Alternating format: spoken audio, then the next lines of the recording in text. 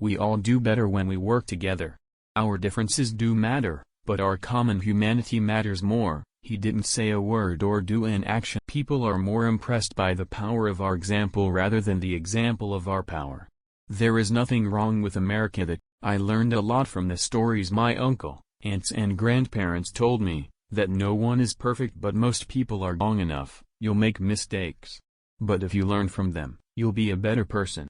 It's how you handle adversity, not how it affects you. The real differences around the world today are not between Jews and Arabs, Protestants and Catholics, Muslims, Croats, and Serbs. All America loses when any person is denied or forced out of a job because of sexual orientation. Being gay, the last time I thought about it, seemed to have nothing to. Each bloodletting hastens the next, and as the value of human life is degraded and violence becomes tolerated, the unimaginable becomes more conceivable. Mental illness is nothing.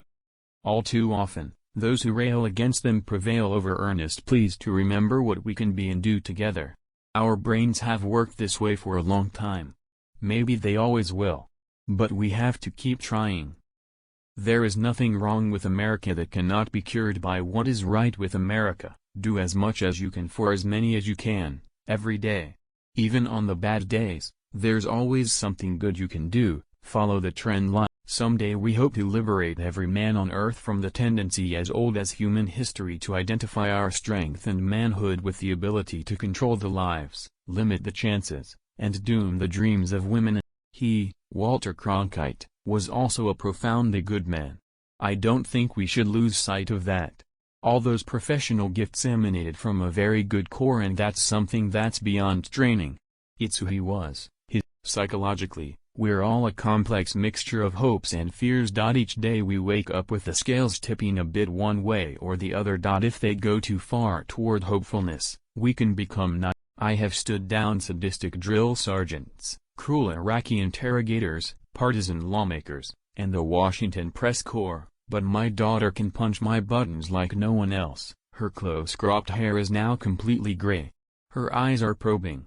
The soldiers closest to the door on each side flip their flashbangs into the apartment and quickly turn away from the threshold.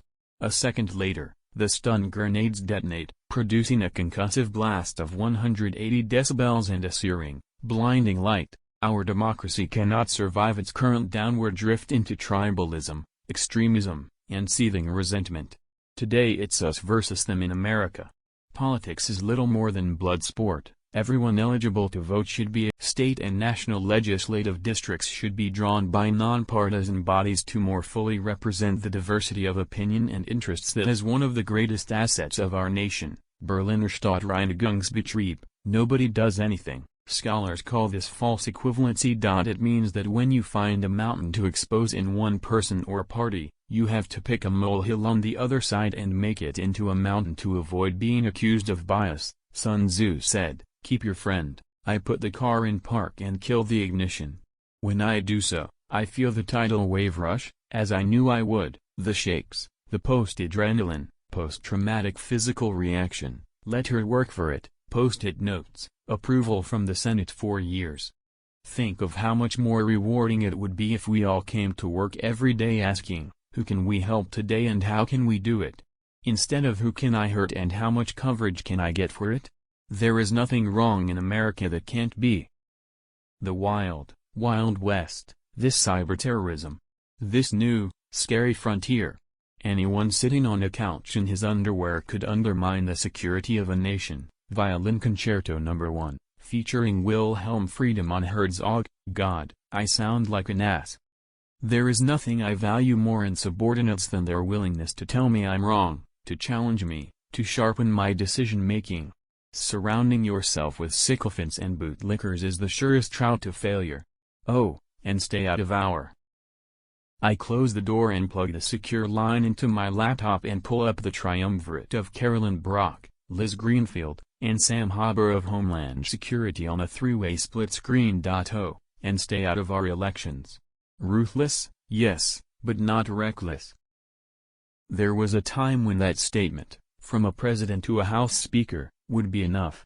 Those days are long in the rearview mirror. Even on the bad days, there's always something good you can do. Foot forward, wade forward, stop and listen.